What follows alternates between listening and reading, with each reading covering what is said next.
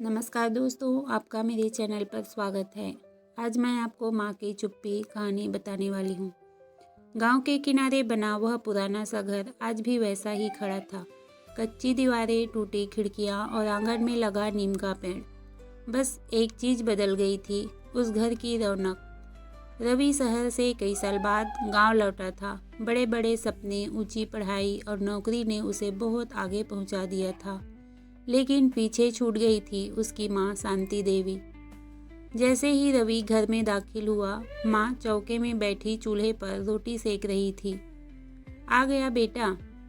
आवाज़ में वही अपनापन था, लेकिन शरीर अब पहले जैसा मजबूत नहीं रहा था। रवि ने माँ के पैर छुए। माँ, कैसी हो?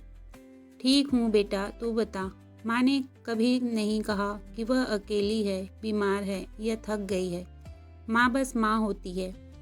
बीते दिनों की परछाइयाँ रवि को याद आया। पिता के जाने के बाद माँ ने कैसे खेतों में काम किया, कैसे दूसरों के घरों में बर्तन मांजे, कैसे अपने सपने कुचलकर रवि को पढ़ाया। रातों में जब रवि बुखार में तपता था, माँ पूरी रात जागती थी। खुद भूखी रहकर उसके हिस्से की रोटी बढ़ा देती थी।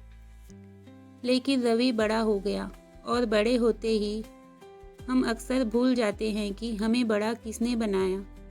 शहर में रवि के पास सब कुछ था, पैसा, नौकरी, इज्जत, लेकिन समय नहीं था। माँ फ़ोन करती, बेटा बस हाल चाल जानने को फ़ोन किया था। रवि जल्दी में कहता, माँ मीटिंग है, बाद में बात करता हूँ। ठीक है बेटा, और माँ फ़ोन रखकर बस छत की ओर देखती रहती। एक दिन रवि को गांव के सरपंच का फ़ोन आया।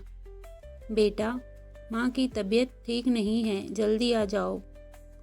रवि तुरंत गांव पहुंचा। माँ बिस्तर पर लेटी थी, कमज़ोर, चुप, आंखें बुझी बुझी। डॉक्टर ने कहा ज़्यादा समय नहीं है। रवि रो पड़ा। माँ, तुमने बताया क्यों नहीं? माँ ने हल्की मुस्कान के साथ कहा, बेटा तुझे परेशान नहीं करना चाहती थी। माँ के सिरहाने से एक पुराना खत मिला। रवि ने कांपते हाथों से पढ़ा, मेरे बेटे, अगर कभी तुझे लगे कि मैं चुप हूँ तो समझ लेना कि मेरी दुआएं बोल रही है।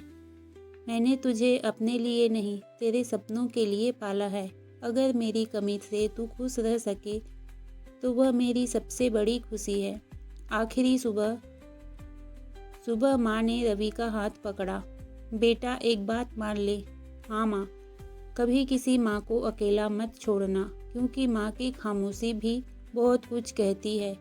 और फिर माँ की पकड़ ढीली हो गई। रवि चीख पड़ा, माँ! लेकिन अब माँ की चुप्पी हमेशा के लिए थी। आज रवि उसी गांव में स्कूल बनवाता है, माँ के नाम से, शांति विद्या मंदिर। वह हर माँ का सम्मान करता है, क्योंकि अब वह जान चुका है